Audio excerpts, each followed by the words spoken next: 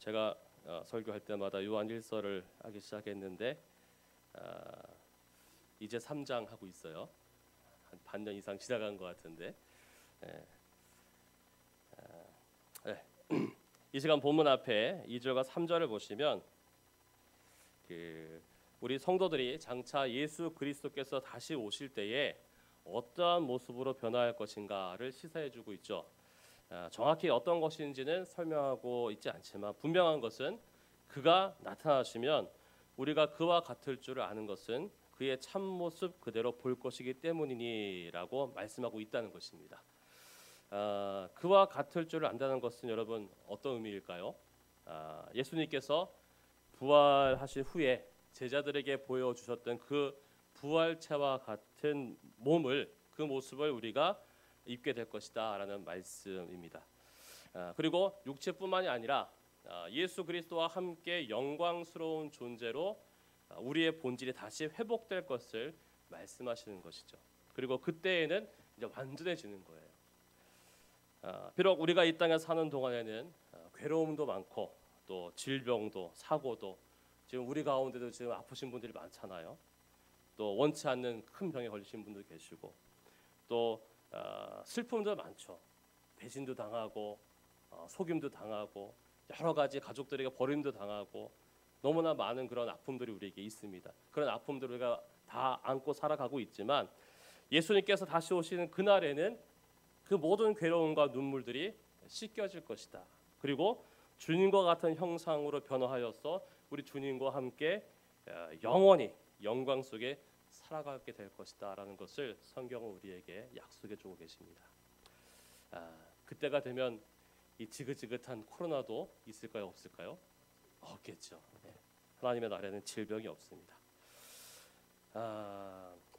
이것이 이 땅을 살아가는 우리 성도들, 저와 여러분의 진정한 소망인 줄 믿습니다. 여러분 이 소망을 품고 살아가고 계십니까? 한 분만 아멘 하셨어요.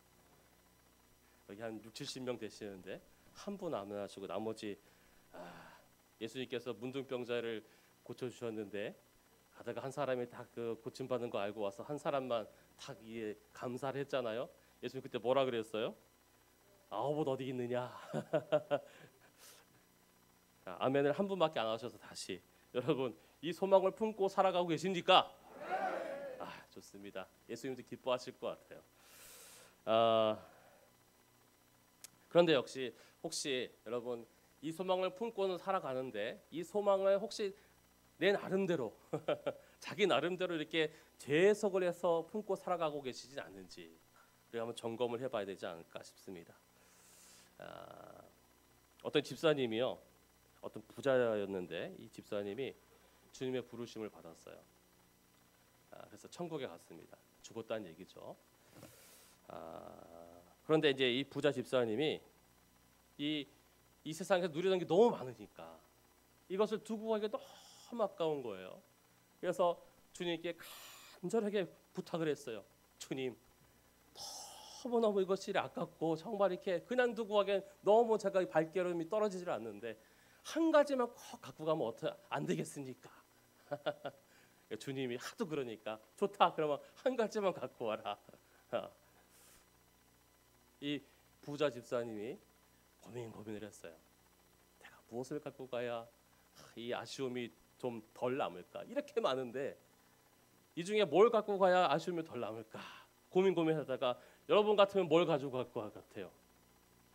이분이 자기 집도 차도 땅도 다 정리를 해가지고 금을 샀어요. 그 금덩어리 이만한 금덩어리 하나 딱 들고 딱 무겁게 하고 이제 주님께로 갔습니다. 주님께 딱 갔는데 주님이 딱 보더니 그래 뭘 가지고 왔냐 물어보셨는데 그래도 자기 딴에는 고민해가지고 이 금덩어리를 다 이 세상에 있던 그걸 다 바꿔가지고 금덩어리 하나 딱 들고 왔으니까 얼마나 자랑스럽겠어요. 내가 그래도 이 땅에서 누리던 이거를 제가 이렇게 지혜롭게 바꿔갖고 왔습니다 하면서 딱 내놨는데 예수님이 뭐라 그랬을까요? 야, 딱 보더니 아니 김집사, 아니 왜 보도블록을 가지고 왔어? 왜 예수님이 그렇게 말씀하셨을까요? 요한계시록 21장 21절에 보시면 이렇게 말씀하고 있어요. 그 12문은 12진주니 각 문마다 한 개의 진주로 되어 있고 성의 길은 맑은 유리 같은 정금이더라. 성의 길은 맑은 유리 같은 정금이더라. 길이 다 금이에요. 황금인데, 그러니까 예수님이 보시고, 야 김집사 왜 보도블록을 갖고 왔어? 이게 여기 쉼터 오는 길에 지금 다 보도블록 공사하고 있죠, 그죠?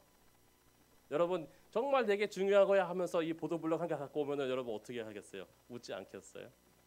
주님이 그러셨대요. 진짜는 아니고 누가 만들어낸 얘기인데 참 그럴듯해요, 그죠? 우리 성도들에게 시사하는 바가 있습니다. 우리는 다 같이 하나님의 나라를 소망하면서도 어떤 성도는 성경에 기초하여서 소망을 하는데 어떤 성도는 그것을 또 재해석해가지고 자기가 원하는 대로 또 이렇게 천국을 만들어내요. 그 만일은 소금이라는 그런 그 복음성가 아시죠? 자기가 원하는 대로 자기 입맛에 맞는 예수님을 만들어내는, 천국도 자기 입맛대로 이렇게 만들어내는 그런 성도가 있을까요, 없을까요? 우리 가나안 교회는 없어요, 그죠? 옆에 교회는 있을 것 같아요. 잘 모르겠습니다. 아무튼 자기의 욕심대로 자기의 그릇된 소망을 품고 살아가는 그런 사람들도 있다는 거예요. 이 땅의 출세와 이 땅의 부귀와 영화에 대한 욕심으로 말미암아 저 하늘나라에 갔어도 그 욕심을 이제 이 땅에서 덜 채워진 그것을 하늘나라에 가서 마저 채우려고 하는 그런 사람들도 있어요. 그런데 이런 그 소망이 여러분 잘 된 걸까요? 잘못된 걸까요? 잘못된 거죠. 이것은 예수님께서 메시아로 이제 왕에 딱 이렇게 등극하면 하나는 좌편에 하나는 우편에 내가 이렇게 딱 앉아서 한 자리 해야지 하는 그 제자들의 잘못된 모습과 똑같은 거예요. 잘못해서 가고 있는 거죠. 본질이 무엇인가를 모르고 있다는 것입니다. 사랑하는 성도 여러분, 우리의 소망은 저 하늘나라에 있습니다. 하나님 나라에 있습니다. 근데 그 하늘나라에서 여러분 돈이 필요하고 금덩어리가 필요할까요? 여러분 태초에 하나님께서 에덴 동산을 지으시고 아담과 하와가 그 동산에 있을 때 그 모습을 생각해 보세요. 그들이 농사를 지었습니까? 잡초를 제거했어요? 과일나무를 심었습니까? 땀 흘리고 일했어요? 아니에요. 언제든지 그들의 배가 고프면 따 먹으면 되는 거예요. 그게 천국의 모습입니다, 여러분. 거기에는 돈이 필요 없어요. 하나님이 야, 너 그 사과는 한 개 1,000원이고 그 배는 한 개 1,500원씩이야. 그 돈 대고 먹어. 그러셨어요? 안 그러셨다고. 자, 우리 주신 거예요. 천국이 그런 곳이에요. 거기에는 가지고 갈 필요가 없어요. 이 땅에 있는 것과는 비교할 수 없는 더 좋은 것들이 있다. 완전한 것들이 있다고요.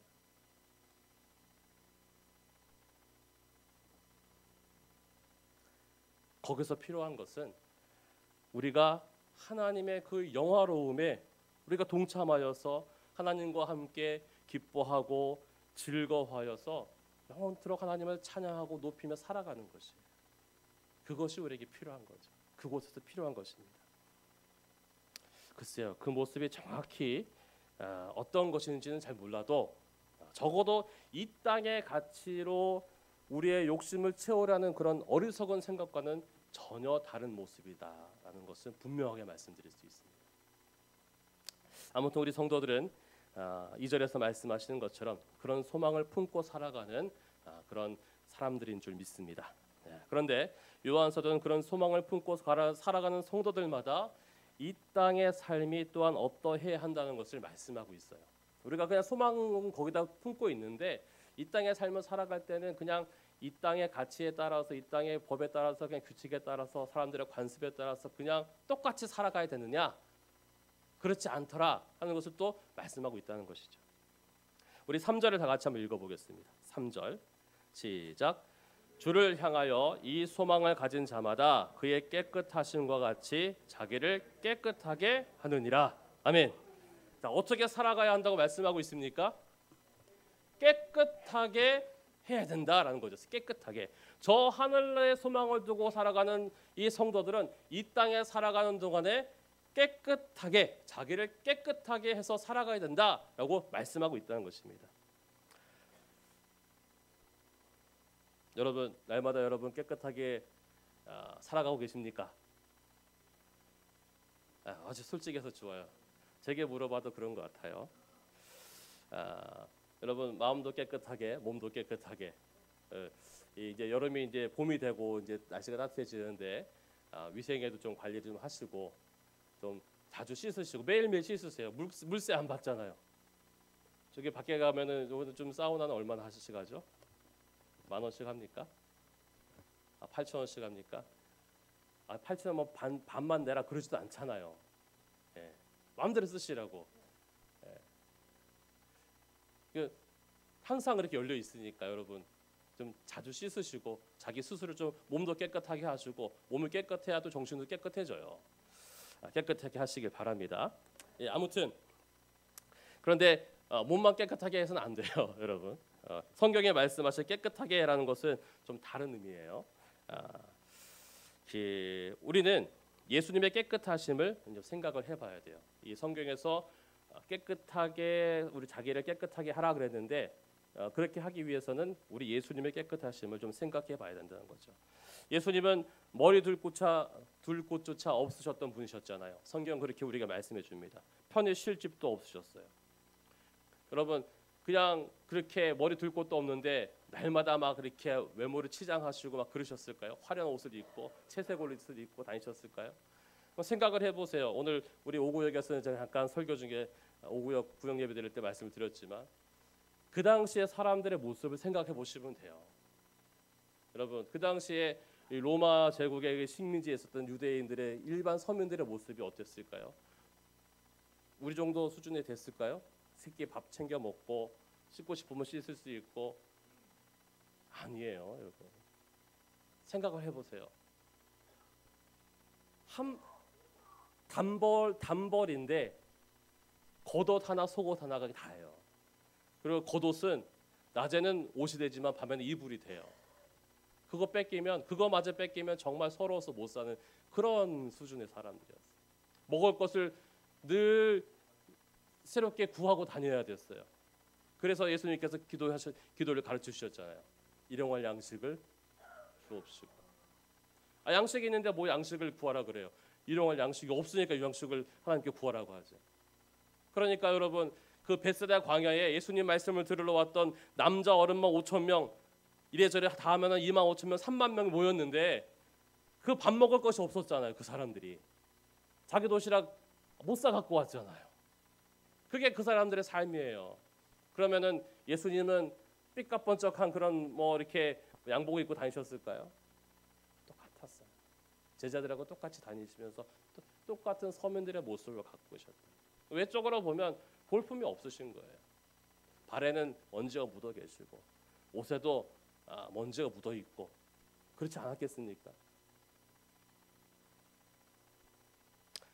예수님의 깨끗함, 그 깨끗함은 외적인 깨끗함과 화려함과는 거리가 좀 먼 것이죠. 그러면 예수님의 깨끗하심은 무엇을 의미하겠습니까? 예수님께서 어떻게 태어나셨는지를 생각해 보면 그 답이 나오는 겁니다. 예수님은 어떻게 태어나셨습니까? 동정녀의 몸에서 성령으로 잉태되어 나셨죠. 믿으십니까? 네. 아담의 죄, 곧 원죄를 가지고 태어나는 그런 자연 번식법에 의해서 태어난 것이 아니라는 것이죠. 그러므로 예수님은 우리와 똑같은 육신을 입으셨지만 무엇이 없을까요? 죄가 없으신 거예요. 5절 하반절을 보세요. 그에게는 죄가 없느니라. 이것이 예수님의 깨끗하심이라는 것입니다. 그러면 3절에서 그의 깨끗하심과 같이 자기를 깨끗하게 하느니라는 이 말씀의 의미는 성도가 저 하늘나라를 소망하며 살아간다면 그는 이 땅에서 죄로부터 벗어나 깨끗하게 되어야 한다라는 것을 말씀하고 계시는 거예요. 그리고 좀 더 나아간다면 예수님께서 죄 없으신 그 모습으로 이 땅의 삶을 살아가신 것처럼 그의 백성, 그의 성도들, 그의 자녀들도 그러한 모습으로 그들의 삶을 살아가야 한다라는 것을 말씀해 주시는 것입니다. 그래서 오늘 우리가 읽은 본문에 보시면 성도의 죄에 대하여 또 의로움에 대해서 말씀하고 계시는 것이죠. 4절을 보세요. 죄를 짓는 자마다 불법을 행하나니 죄는 불법이라 라고 말씀합니다. 사도 요한은 죄를 불법이라고 말씀해요. 그러니까 이를테면 법을 어기는 것이 죄라는 것인데, 그러면 이 법은 어떤 법이죠? 이 법은 곧 하나님의 법, 율법이라고 말할 수도 있죠. 1차적으로는 하나님께서 이스라엘에게 주신 율법이 되는 것이죠. 맞습니다. 그런데 우리가 잘못 생각할 수 있는 것 중에 하나가 이 율법이 좀 악하다, 구약에 주어졌던 거라 좀 악하다라고 생각하는 것이에요. 이건 좀 잘못된 생각입니다. 은혜와 사랑은 선하고 좋은 것인데 율법은 사람을 막 옥죄이고 정죄하고 막 심판하고 판단하니까 이건 나쁜 거다라고 생각하면 절대 안 된다는 것이죠. 하나님께서 주신 율법을 한마디로 표현하면 여러분 무엇이겠습니까? 사랑이죠. 하나님께서 주신 율법은요, 사랑이에요. 안 믿어지세요? 예, 믿어져야 됩니다. 마태복음 22장 37절 이하에서 하나님께서 주신 그 구약의 율법을 간단 명료하게 예수님이 정의해 주잖아요. 예수께서 이르시되 내 마음을 다하고 목숨을 다하고 뜻을 다하여 주 너의 하나님을 사랑하라 하셨으니 이것이 크고 첫째 되는 계명이요 둘째도 그와 같으니 내 이웃을 내 자신과 같이 사랑하라 하셨으니 이 두 계명은 온 율법과 선지자의 강령이니라 라고 말씀하셨어요. 그러니까 하나님이 주신 그 율법은요, 사람을 죽이는 율법이 아니에요. 심판한 율법이 아니라 하나님을 사랑하고 이웃을 사랑하라는 사랑의 법인 것입니다.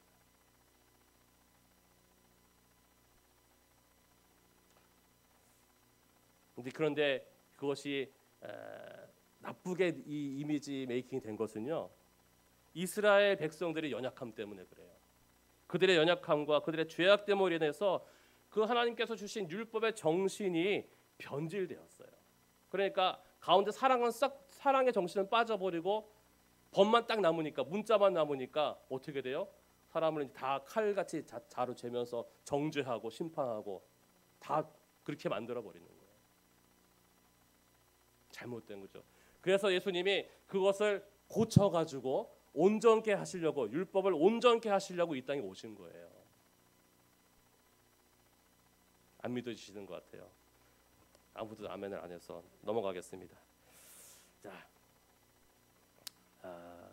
그래서 예수님의 말씀 속에서 우리가 알 수 있듯이 하나님의 법은 곧 사랑입니다. 이 법을 어기는 것이 뭐가 된다고요? 곧 죄가 된다는 것이죠.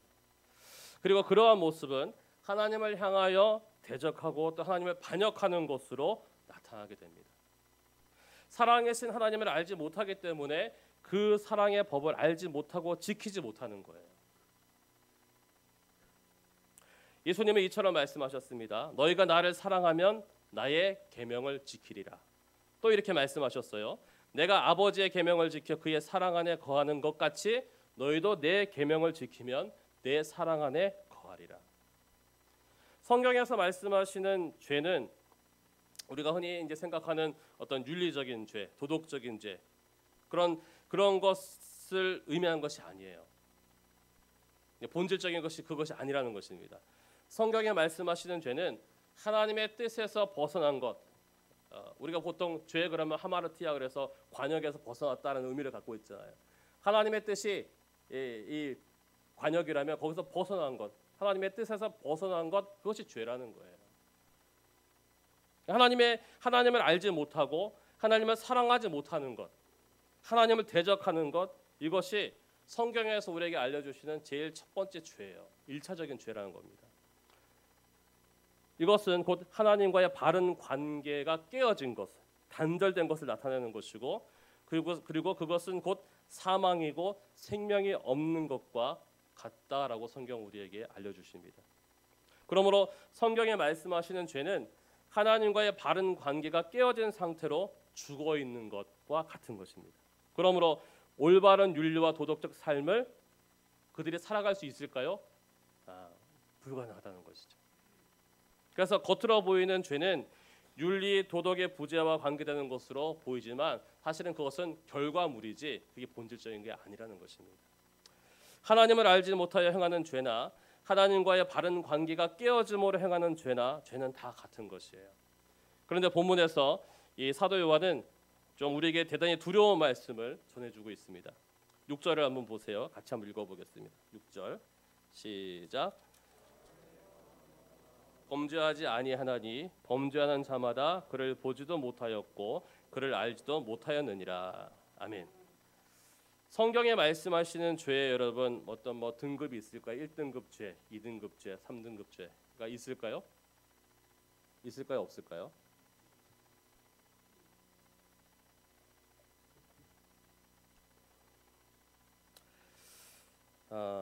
가령 살인한 죄나 도둑질한 죄가 등급이 같을까요? 다를까요?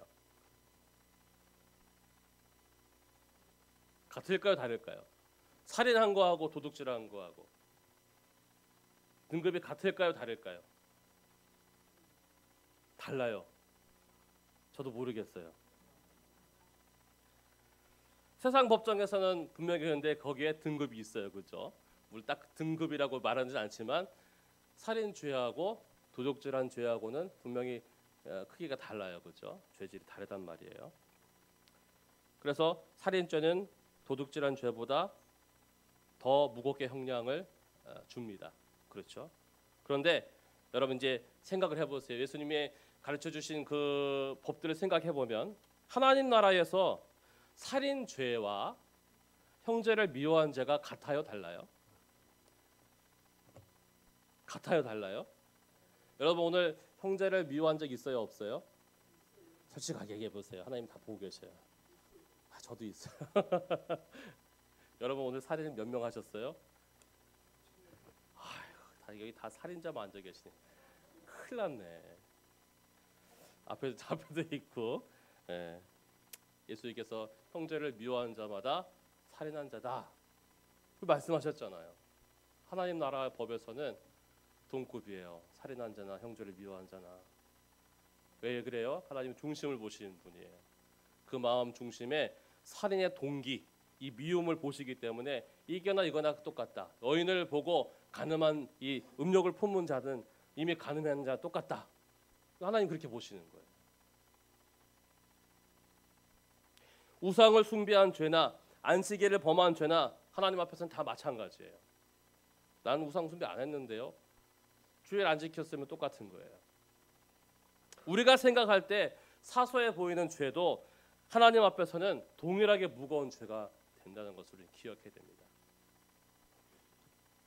자, 그렇다면 여러분 우리가 지난 한 주간 동안 생각할 것도 없고 어제 오늘 우리가 자신의 한번 돌아봤을 때 나는 한 번의 죄도 짓지 않았습니다. 자신 있게 말할 수 있는 사람이 과연 몇 명이나 있을까요? 사소한 거짓말 한 번 한 것, 우리 그럴 때 있지 않습니까? 저도 사소한 거짓말을 한 번 해서 아주 크게 아주 손해를 본 적이 한 번 있는데, 예를 들어서 이런 거예요. 전화가 왔는데 귀찮아요. 없다 그래. 없다 그래. 아빠 없다 그래. 여러분 죄예요, 아니에요?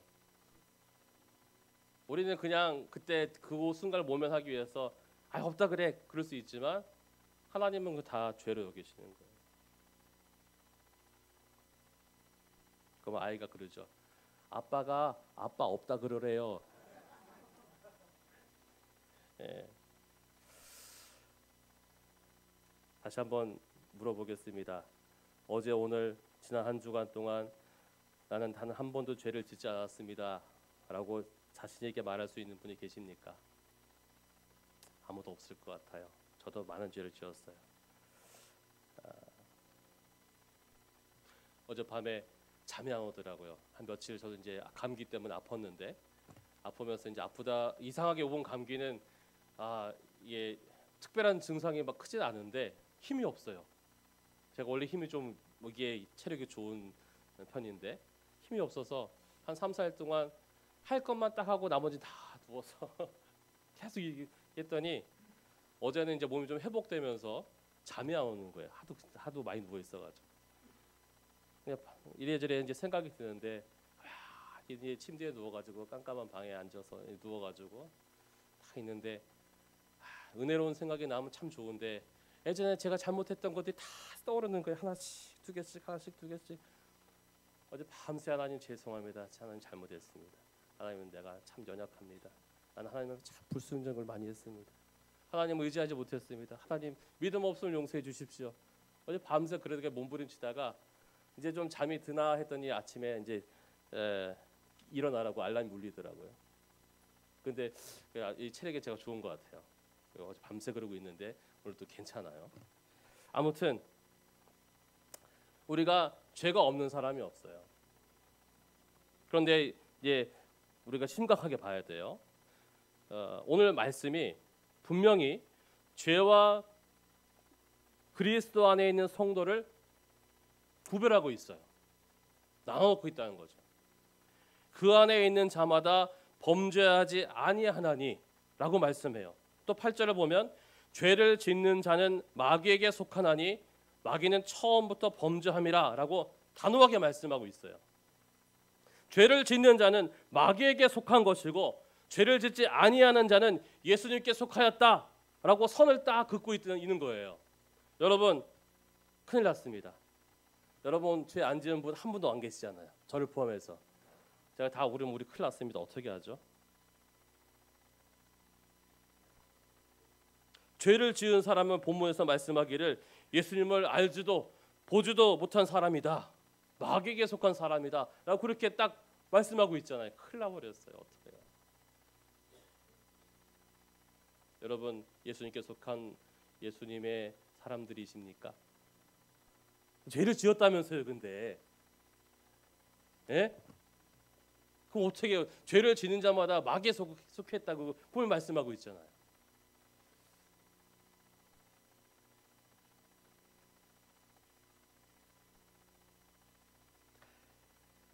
우리가 이것을 문자대로만 딱 얘기를 하면 참 절망적이에요. 그렇죠? 절망적입니다. 그런데 우리가 문자적으로라도 좀 우리가 생각하면서 좀 괴로워해야 돼요. 사실은 내가 죄를 짓고 살아온 거, 내가 죄를 짓고 있음에 대해서 좀 괴로워할 줄 알아야 돼요. 죄를 혐오할 줄 알아야 됩니다. 그런가 보다. 내가 이렇게 해도 그냥 회개하면 되겠지. 이렇게 넘어가시면 안 되는 거예요.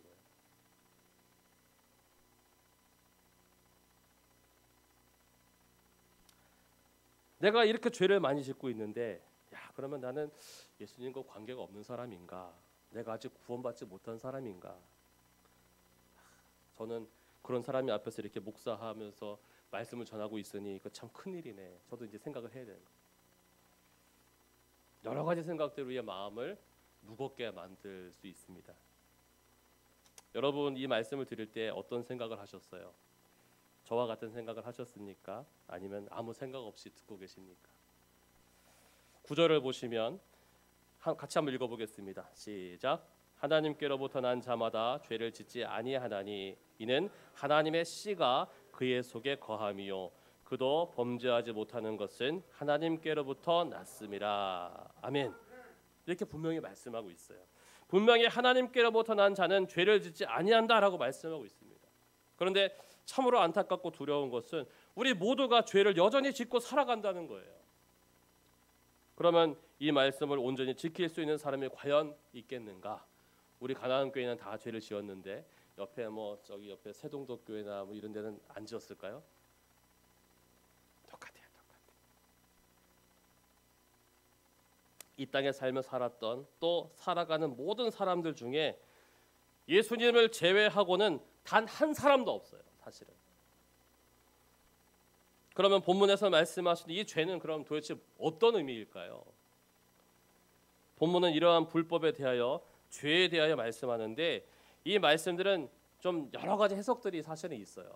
의견들이 분분해요. 해석하는 것들이 한 대여섯 가지, 67가지가 되는데 그 중에서 가장 타당한 해석은 이건 것 같아요. 제가 볼 때는 성도들이 죄를 짓기는 짓는데 그것을 지속적이고 습관적으로 지을 수는 없다라는 의미라는 거죠. 짓기는 져요. 죄를 짓기는 져요. 연약하니까. 그런데 그것을 아무 거리낌 없이 습관적으로 그냥 늘 내가 밥 먹는 것처럼 늘 그냥 그렇게 지을 수는 없다는 거예요. 그리고 그것을 계속해서 지속할 수는 없다는 거예요.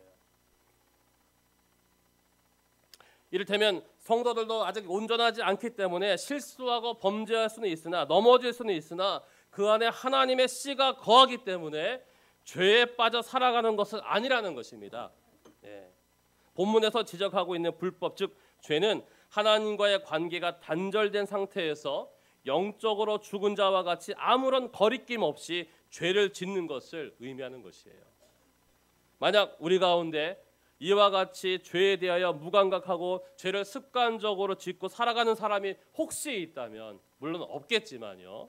혹시 있다면, 그리고 그렇게 죄를 지으면서도 이 신앙 양심에 전혀 가책을 느끼지 못하고 살아간다면 그분은 좀 자신을 심각하게 점검을 해보셔야 된다는 것입니다. 우리가 실수하여 죄를 지을 수는 있어요.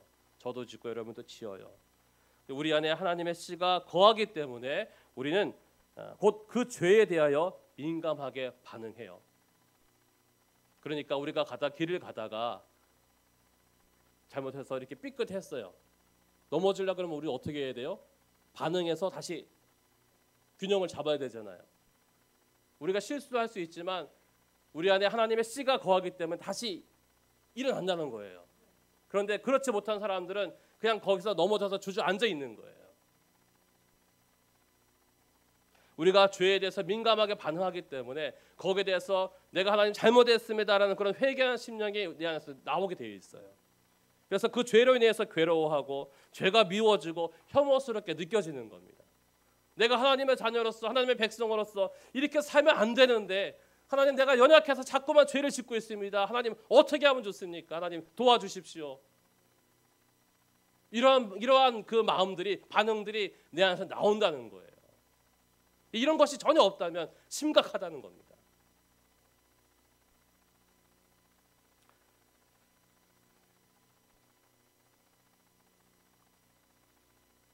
여러분 교통신호 한번 어기는 것 가지고 세상 사람들이 괴로워하는 거 보셨어요? 그러니까 뭐 지나가면 다 잊어버리잖아요. 그렇죠? 지난번에 한번 늦어가지고 저쪽에 한남대교를 타고 와야 되는데 양재동에서 거기 항상 상습 정체 구간이거든요. 늦었어요. 좀 늦어가지고 피치 못하여 옆으로 제가 이실 직구를 합니다. 그래가지고 끼어들었어요. 됐지 뭐 그냥 5분 되는데 옆에서 어떤 아저씨가 창문을 탁 열고 이러고 있는 거예요. 잊어버리면 되는데 그게 잊혀지질 않아요. 제 마음에 그냥 비수같이 꽂혀 있어요. 지금도. 그런 양심들이 살아 있어야 돼요. 하나님의 사람들은 작은 거 하나라도 그렇게 살아 있어야 됩니다. 제가 잘했다는 게 아니에요, 여러분. 잘못한 거예요.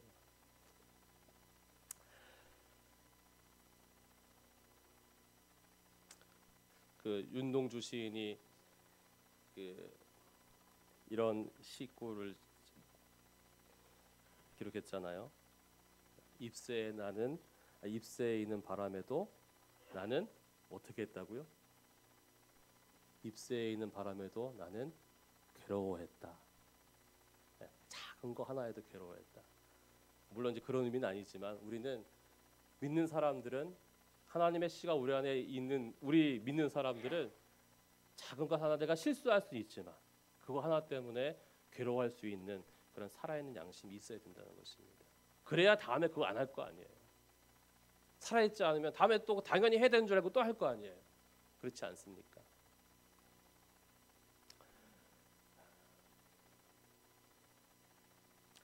오늘 본문 9절에 보시면 하나님의 씨가 기록되어 있어요. 하나님의 씨. 하나님의 이 씨가 거하기 때문에 죄를 짓지 아니한다라고 말씀하고 있습니다. 여러분 안에 이 씨가 있습니까? 있으세요? 이 씨가 뭐죠, 근데? 먼저 알아야 있는지 알 거 아니에요. 알고 계십니까?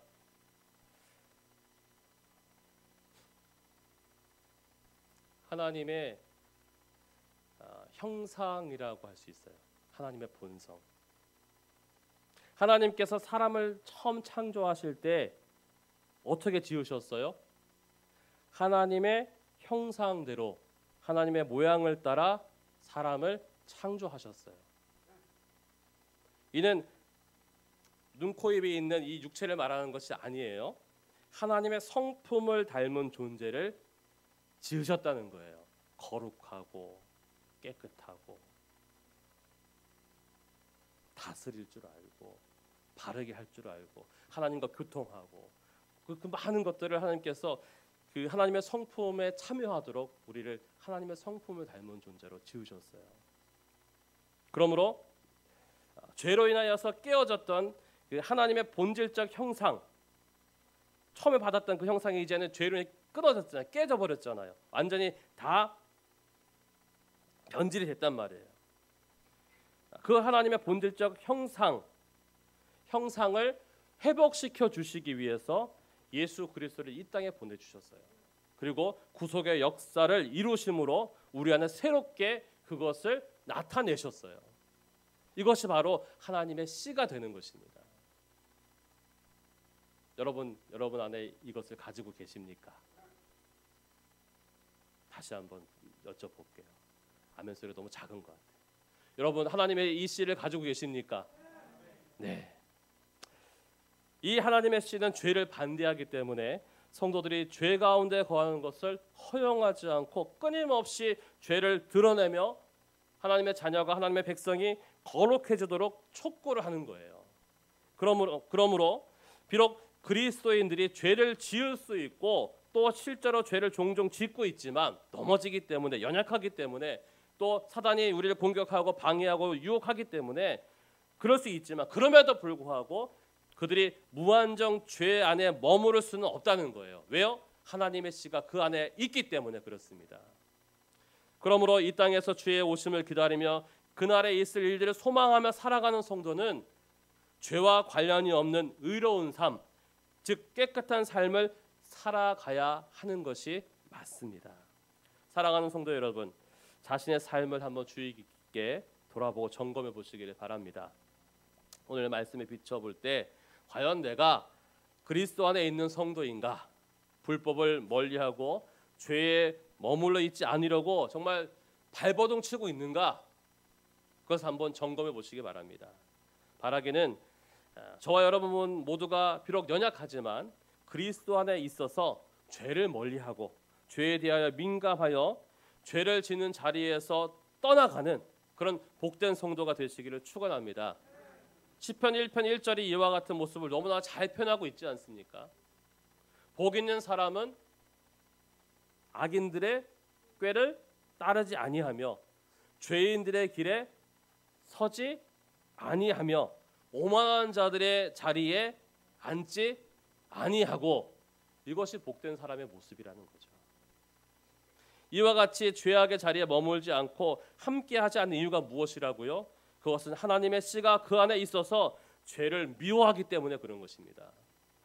하나님의 형상이 그 안에, 거룩한 형상이 그 안에 있기 때문에 그런 것이에요. 주를 향한 신앙 양심이 살아있기 때문에 그럴 수 있는 것입니다. 바라기는 저와 여러분 모두가 복 있는 사람과 같이 하나님 앞에 살아있는 양심을 소유하시기를 축원합니다. 죄에서 떠나기를 축원합니다. 주님 오실 그날까지 깨끗한 성도의 삶을 살아가시기를 축원합니다. 이 일에 최선을 다하여 믿음으로 승리하시는 저와 여러분 되기를 예수님의 이름으로 축원합니다. 기도하겠습니다.